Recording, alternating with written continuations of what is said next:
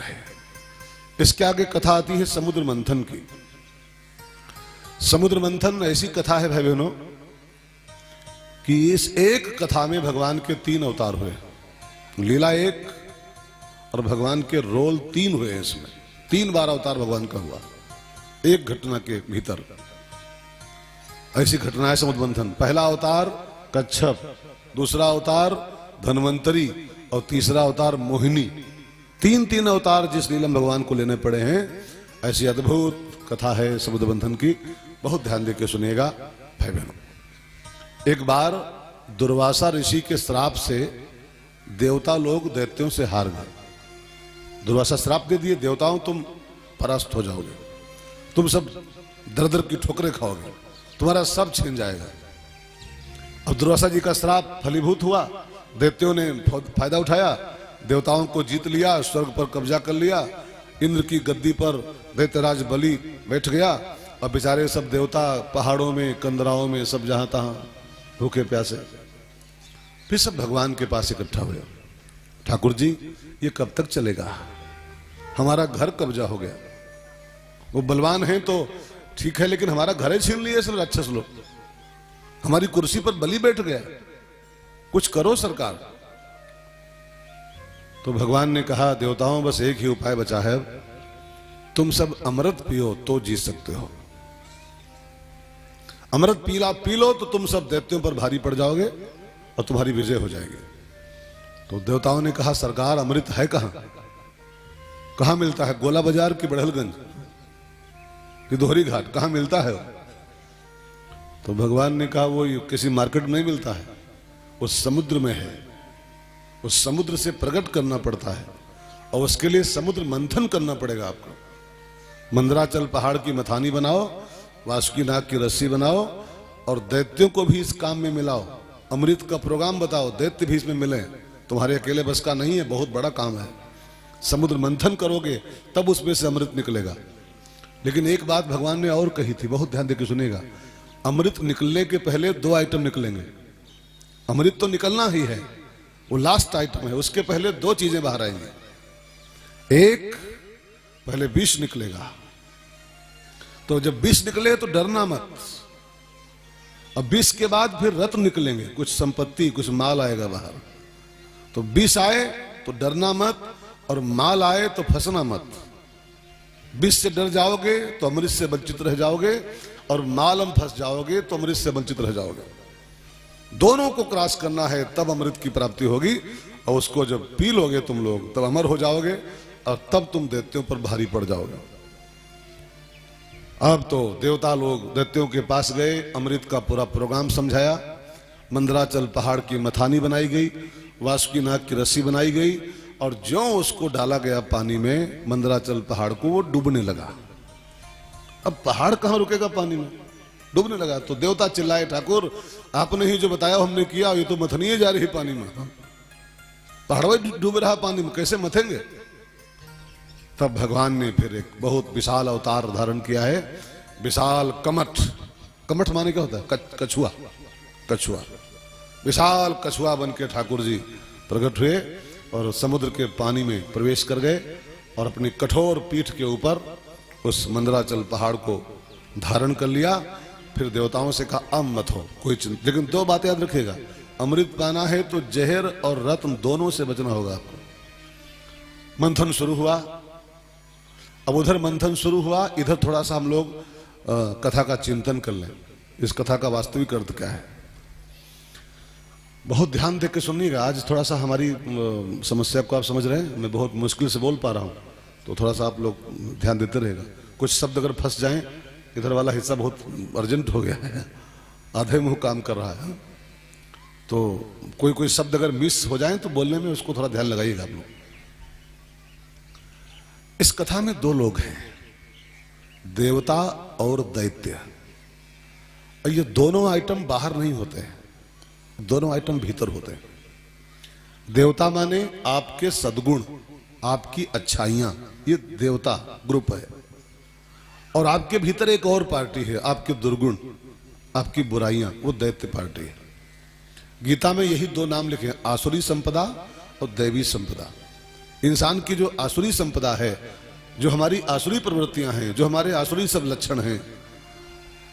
अब दारू पीना ये कोई देवतक काम तो नहीं। दारू पीना, बकरी की बोटी खाना, जुआ खेलना, बेईमानी करना, किसी का माल छीनना, ये जितने भी दुर्गुण हैं भीतर, ये सब राजसी प्रवृत्तियां हमारी। अब वो 2-4 नहीं है, हजारों की संख्या में, हजारों। लेकिन एक पार्टी और भी अंदर है, वो भी अंदर है, बाहर कहीं नहीं कुछ है। आपके जो अच्छाइयां हैं, आपके जो सद्गुण हैं, आपके जो शुभ लक्षण हैं, वो आपका देव समाज है, दैवी संपदा है। ठीक है ना? तो देवता दैत्य खाली कहानी में बाहर होते हैं, बाकी वो सब भीतर हैं। वो कहानी में तो भाई कि वो ऊपर देवता रहते हैं और दैत्य कहीं रहते हैं पाताल उताल में, ये सब बातें हैं खाली। वो सब आपके अंदर बैठे हुए हैं। कभी कभी क्या होता है, हमारे देवता हार जाते हैं और दैत्य हमारे हावी हो जाते हैं। और कभी कभी क्या, अक्सर अपने जीवन को चेक करो इस समय, आप ईमानदारी से चेक करो, को रिपोर्ट लाओ कि आपके देवता हावी हैं कि दैत्य हावी। तो अभी रिपोर्ट आएगी कि नहीं, देवता बेचारे सब कहीं दबे कुचले पड़े हैं, दैत्य ही हावी है जीवन में। ईर्ष्या हावी है, क्रोध हावी है, द्वेष हावी है, काम हावी है, क्रोध हावी है, मोह ममता हावी है। यही सब तो हावी है, यही सब कब्जा किए बैठे हैं। देवता बेचारे सब बेचारे कहाँ भटक रहे हैं, सब हैं तो कहीं भटक रहे हैं, पहाड़ों में, कंदराओं में। ध्यान देकर सुनिएगा। तो जब जब आपको इस बात की फीलिंग हो, इस बात का एहसास हो कि हमारे दैत्य हावी हो गए, अगर आपको ये लगे कि हमारे दुर्गुण हावी हैं, हमारे देवता सब परास्त हो गए, और आपकी अगर अंदरूनी इच्छा हो, भीतरी इच्छा कि हमारे दैत्य हार जाएं और हमारे देवता जीत जाएं, दुर्गुण हमारे से परास्त हो जाएं और हम सद्गुणों से भरा जीवन जिएं, और आपकी कहीं भी इच्छा अंदर हो, तो आप भी अमृत का पान करो। जीवन रूपी समुद्र का मंथन करके और अमृत का पान करो, तो आपके देवता जीत जाएंगे। अब एक बात और जान लो, अमृत माने क्या होता है। अमृत पियोगे तो आपके देवता हावी हो जाएंगे, जीत जाएंगे। लेकिन अमृत क्या है वास्तव में? व्हाट इज द अमृत? कहानियों में तो वो रखा है घड़े में कहीं पर। कहानी खाली सुनोगे तो देवताओं के यहां कहीं घड़ा है और घड़े में अमृत है थोड़ा सा, तो वो तो हो गई कहानी की बात। लेकिन इस धरती पर अमृत क्या है, जगत में अमृत क्या है जिसको हम पिए तो हमारे देवता जीत जाएं? तो अमृत क्या है, जरा सब लोग गाओ। एक भजन 2 लाइन का है, उसमें परिभाषा लिखी हुई है, सब लोग गाइएगा। अमृत है हरि नाम जगत में, अमृत है हरि नाम जगत में, इसे छोड़ विषय विष पीना क्या, हरि नाम नहीं तो जीना क्या, हरि नाम नहीं तो जीना क्या।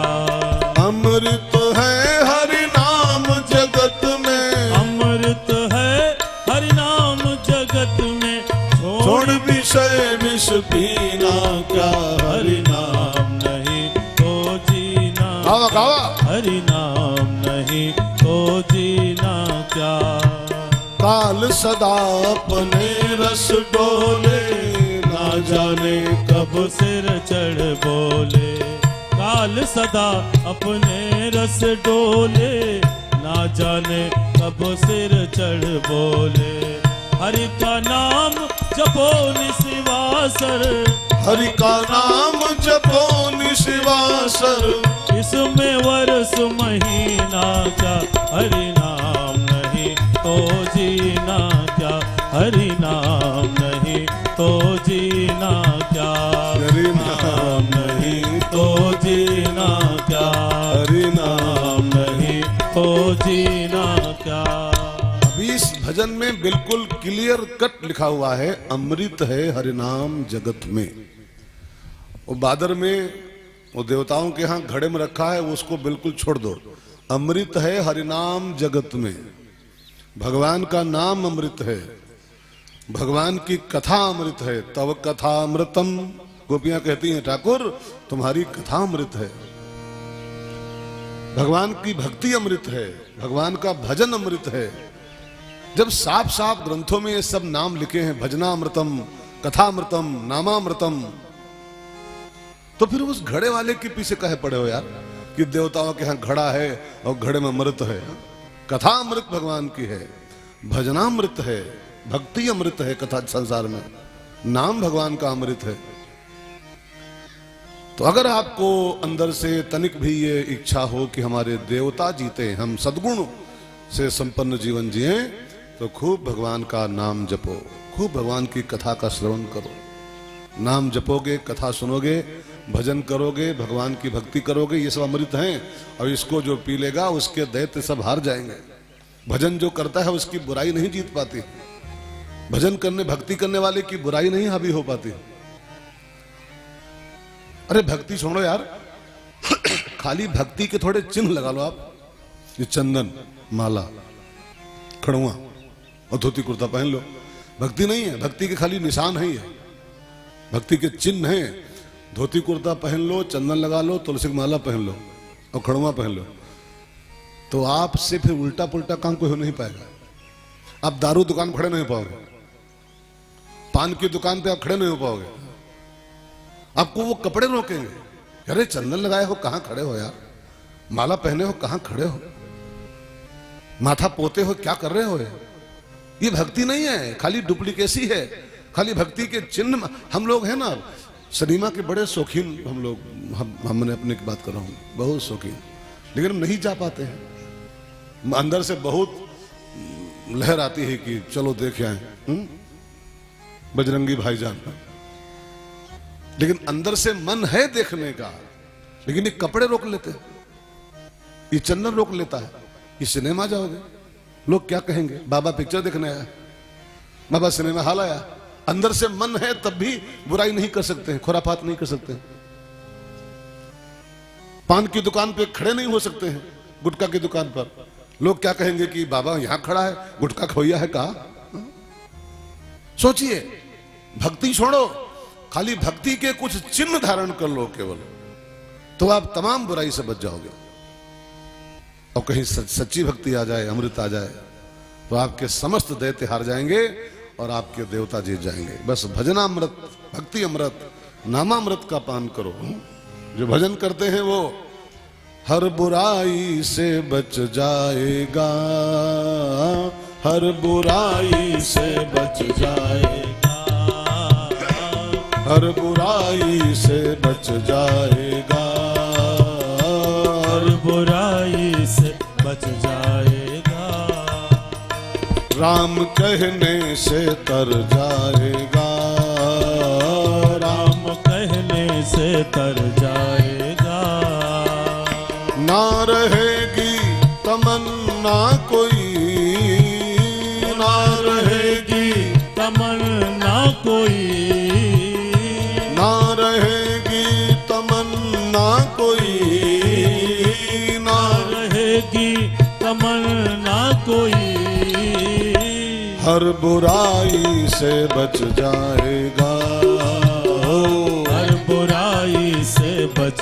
जाएगा, हर बुराई से बच जाएगा, हर बुराई से बच जाएगा।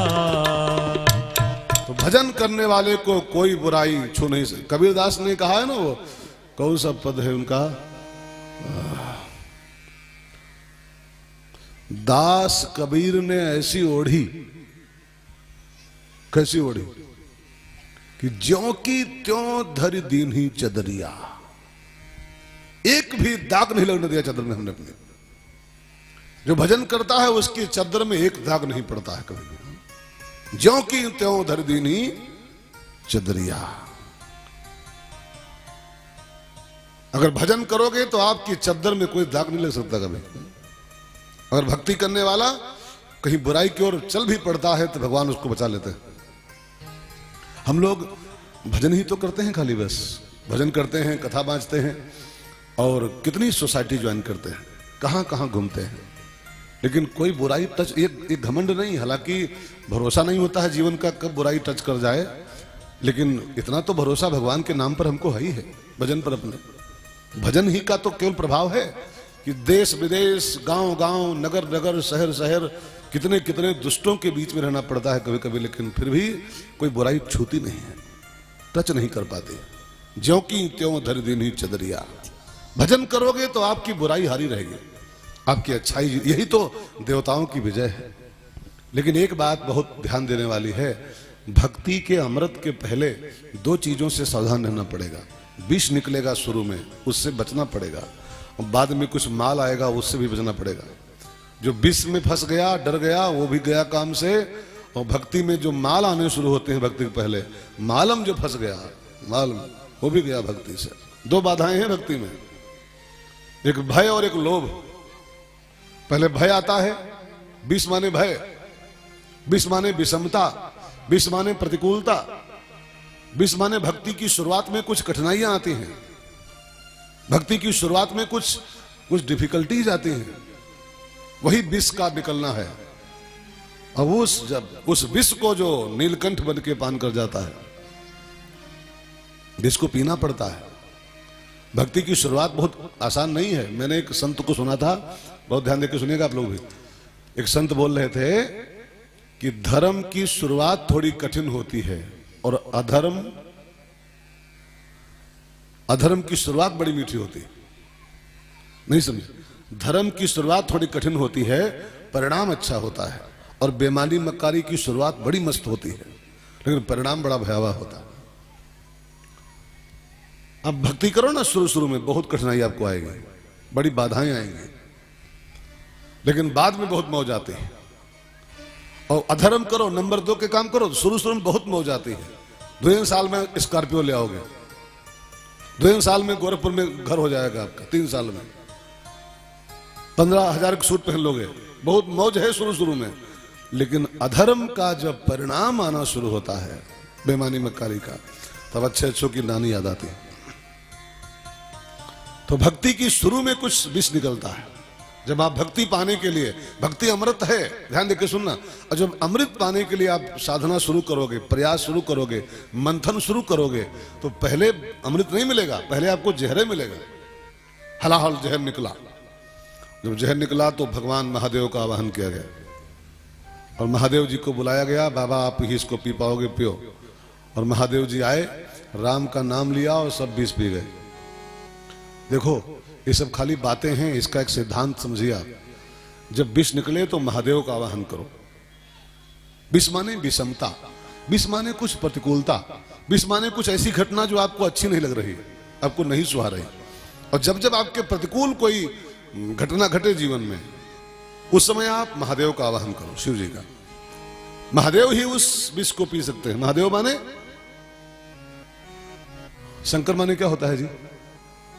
शंकर माने होता है विश्वास। भवानी शंकरो वंदे श्रद्धा विश्वास रूपिणो। शंकर जी विश्वास के प्रतीक हैं।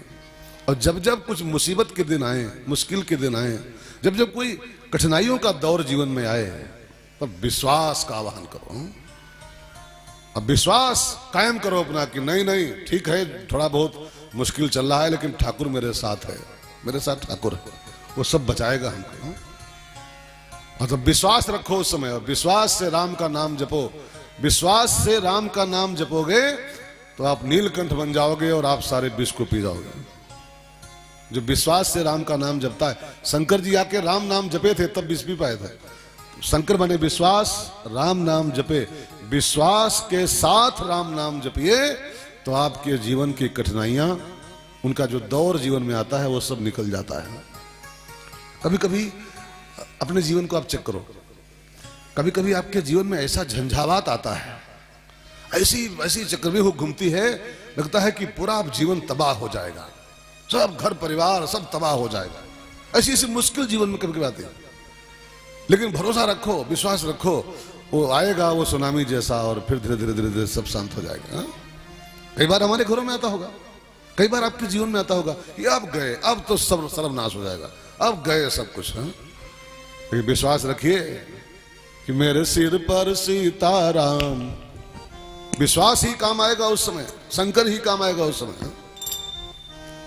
मेरे सिर पर सीताराम, फिकर फिर क्या करना, मेरे सिर पर सीताराम, फिकर फिर क्या करना, मेरे मेरे सिर पर सीताराम फिकर फिर क्या करना। मेरे सिर पर सीताराम फिकर फिर क्या करना।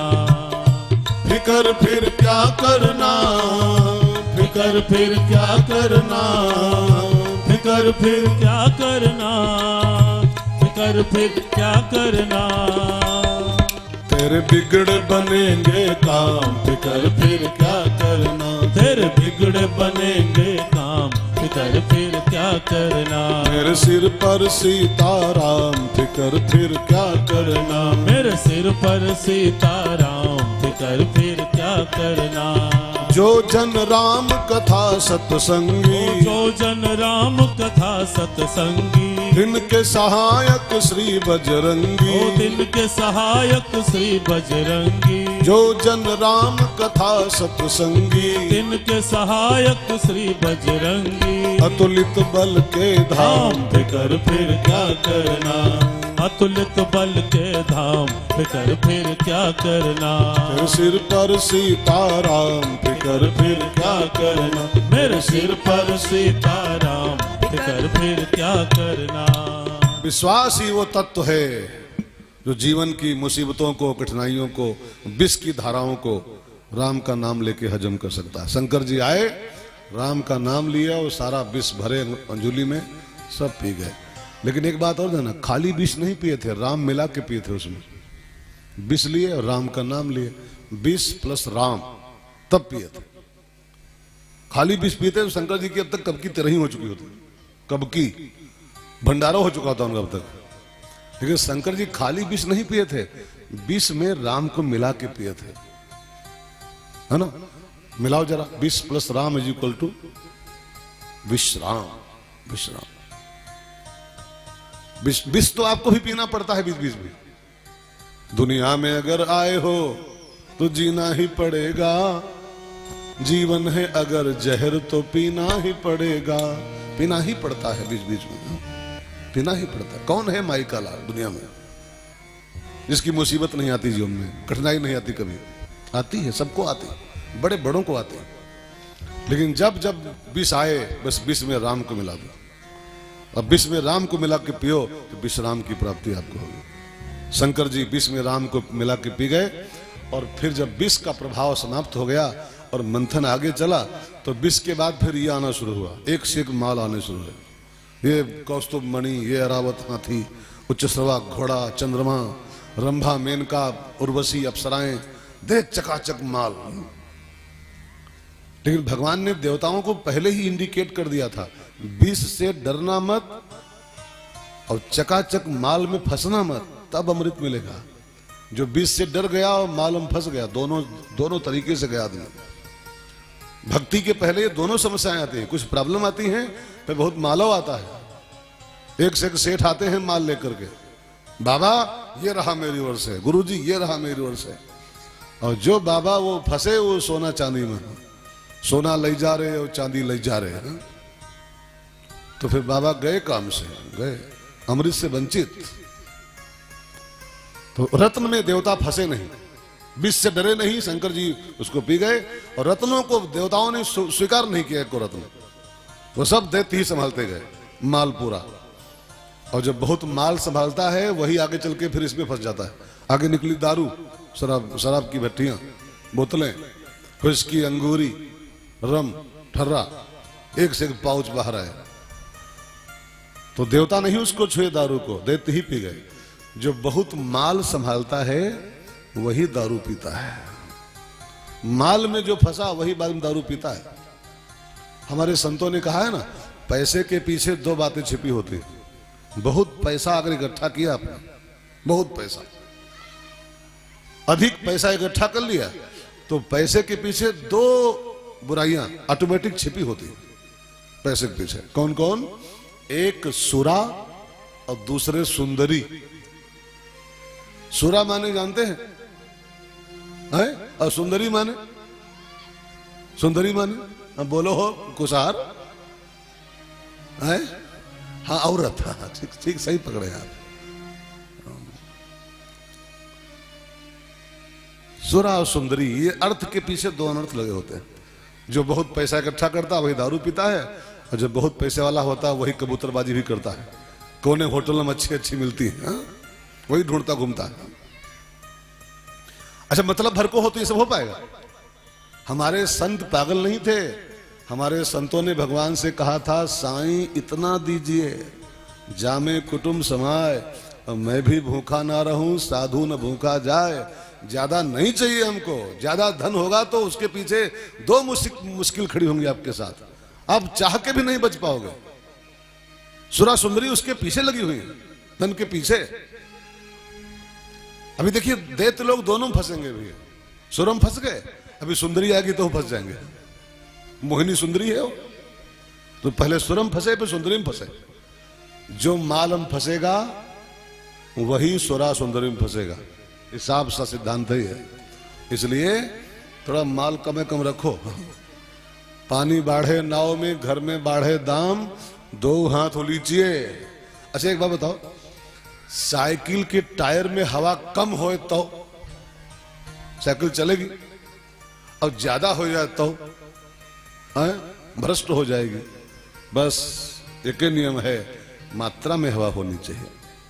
कम होगी, धन कम होगा घर में तो आपका परिवार चल नहीं पाएगा, अधिक होगा तो भ्रष्ट हो जाओगे, आप भ्रष्ट हो जाओगे।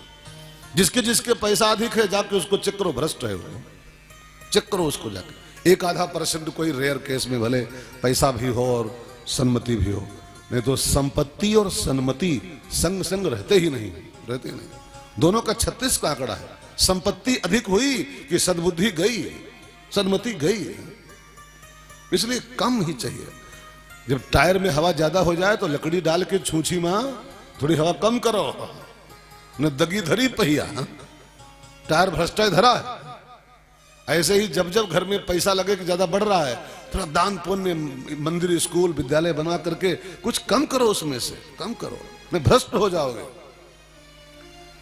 अब देवता पहले रत्न संभाले, और फिर जब दारू निकली तो सब दारू पी गए। दारू का एक नाम होता है शराब। शराब, कभी आपने शराब की परिभाषा निकाली ही? क्या होता है शराब? माने क्या होता है? दारू नहीं, शराब की बड़ी बढ़िया परिभाषा है। इसमें 3 अक्षर हैं, श प्लस रा और प्लस बा। लगाओ, गणित लगाओ बच्चों। श माने होता है 100%, 100%। रा माने होता है राक्षस जैसा, और ब माने होता है बना देने वाली। जो चीज हमको 100% राक्षस जैसा बना दे उसका नाम होता है शराब। शराब। शराब का एक नाम होता है मदिरा। मदिरा हिंदी में, मदिरा की भी बड़ी बढ़िया परिभाषा है। मां माने मरघट का, मां माने मरघट का, दी माने दिखाने वाली, बहुत जल्दी, और रा माने रास्ता, जो इंसान को बहुत जल्दी मुक्ति पद पहुंचा दे, उसका नाम होता है मदिरा। एक और इसका नाम है शराब का, वाइन। इंग्लिश में बोले तो वाइन। वाइन में अक्षर होते हैं 4, WINE, वाइन। W फार होता है वाइसनेस, W माने वाइसनेस, बुद्धिमत्ता। I far income, N far nature, सद्गुण, ठीक है ना, नेचर।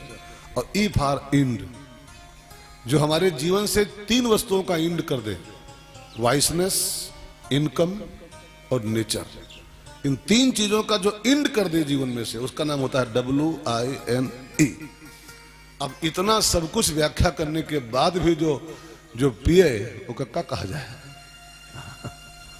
इतनी खुली खुली व्याख्या किया है हमने, और तब वो जो पिए वो 100% राक्षस है, 100%। तो दारू निकली, उसको साफ दैत्य पी गए। अब दारू के बाद जब मंथन चला तो कमल के फूल बैठी हुई माता लक्ष्मी निकली। लक्ष्मी जी ने नारायण को माला पहना के उनको स्वीकार कर लिया। और फिर मंथन जब आगे चला लक्ष्मी के बाद, तब भगवान विष्णु का एक अवतार धन्वंतरी वैद्य के रूप में प्रकट हुआ समुद्र के अंदर से। हाथ में एक सोने का घड़ा है, उस घड़े में अमृत। अब जो अमृत निकला और धन्वंतरी के हाथ में देखा, दैत्य लोग झपट के आए और धन्वंतरी जी के हाथ से वो घड़ा छीन ले गए और भाग गए कि इसको तो अकेले हम पिएंगे। तुमको एक बूंद नहीं देंगे, कमजोरो मरियलो। देवता कमजोर बेचारे थे ही सब, छीन ले गए पूरा घड़ा दैत्य लोग निकलते ही। अब देवताओं के पास तो एक के सहारा खाली है, ठाकुर जी का। जब घड़ा चला गया तो सब देवता फिर ठाकुर जी को, ठाकुर जी कुछ करो महाराज, बड़ी मुश्किल से निकार मिला, वो ले गए बड़े भैया, बताओ हम का पिए। तब भगवान ने तुरंत एक अवतार धारण किया है, उसका नाम है मोहिनी अवतार। एक सुंदर सुंदर सुंदरी के रूप में ठाकुर जी प्रकट हुए। बनारसी साड़ी, ऊंची अड़ी की सैंडल, 150 वाली लिपस्टिक और 1.5 लाख की पर्स लटकाए और मुस्कुराते हुए भगवान दैत्यों की ओर बढ़े। और जो भगवान ने दैत्यों को मुस्कुरा कर देखा, भगवान मुस्कुरा के देख ले तो जानते हो क्या होता है? फूलों की रानी, गाना सुनो, भगवान मुस्कुराए और भी मोहिनी बन के मुस्कुराए तो फिर फूलों की रानी, बहारों की मलिका, तेरा मुस्कुराना गजब ढा गया। फूलों की रानी, बहारों की मलिका, तेरा मुस्कुराना गजब ढा गया। न दिल होश में है न हम होश में है, नजर का मिलाना गजब ढा गया।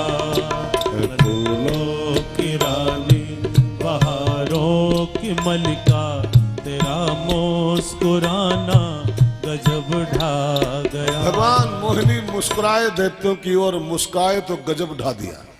अब सब दैत्य मोहित हो गए, मुस्कान में फंस गए उनके।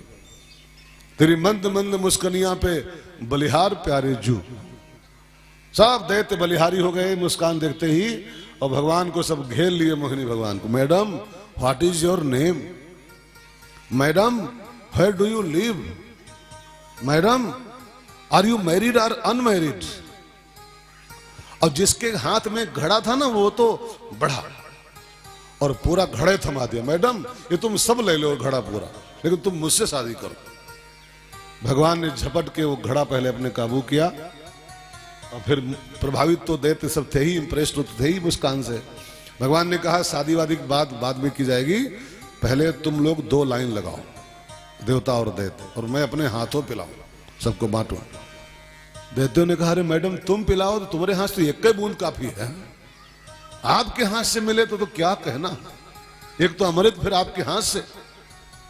भगवान ने 2 लाइन लगवाई और सारा अमृत देवताओं को पिला दिया, धोखा दे करके, और खाली घड़ा दैत्यों के आगे पटक दे, ले चाटो। अब दैत्य तब समझ पाए कि ये सब तो गड़बड़ मामला है, ये तो नारायण है, ये तो नारी बन के आ गए, हमको धोखा दे दिया। सारे दैत्य खड़े हो गए, नारायण तुमको शर्म नहीं आई? तुम साड़ी बांध के आए, तुमने हमको धोखा दिया, तुम्हारी खैर नहीं है। सबने अपने अपने हथियार निकाल लिए और वहीं सागर किनारे एक विशाल संग्राम आरंभ हुआ। उस संग्राम का नाम है देवासुर संग्राम। अब चूंकि उस युद्ध में देवता सब अमृत पी चुके थे, अमृत पिए बैठे थे, अमर थे सब, और दैत्य अमर थे नहीं। युद्ध हुआ तो सब देवताओं ने दैत्यों का वध कर दिया, दैत्य सब मारे गए, और इंद्र की कुर्सी पर इंद्र फिर कब्जा पा गया, स्वर्ग फिर देवताओं के पास आ गया। देखो अमृत पी लिया तब देवता जीते हैं, ये एक सूत्र है, फाइनल सूत्र है। जब भक्ति करोगे, नाम अमृत पियोगे, तब आपके देवता जीतेंगे। और जब तक भजन नहीं करोगे, आपकी बुराई हावी रहेगी, आपके जीवन में दुर्गुण ही हावी रहेंगे। भजन करो, मैं बार बार इस बात पे जोर देता हूं, 100 मर्जों की एक दवाई, भजन करो मेरे भाई, भजन करो। बस भजन ही वो उपाय है जो आपको तमाम प्रकार की मुसीबतों से बचा सकता है। भजन के अलावा कोई। एक बात मैं आपसे कहना चाहता हूं, मान लेना। एक संत बोल रहे थे कि संसार में हर चीज का सब्स्टिट्यूट है। सब्स्टिट्यूट माने विकल्प, विकल्प। जैसे योग है ना, योगा, योग का विकल्प है अपने पास। योग न कर रही हो, अगर आप योग न करना चाहते हो, उसका विकल्प मेरे पास है। आपको बताऊं मैं योग की ऐसी तैसी बताऊं? उठाओ फावड़ा और जाए के भोरे 2 बीघा गोड़ो गन्ना खेत, कपाल भारती कैसी तैसी यार।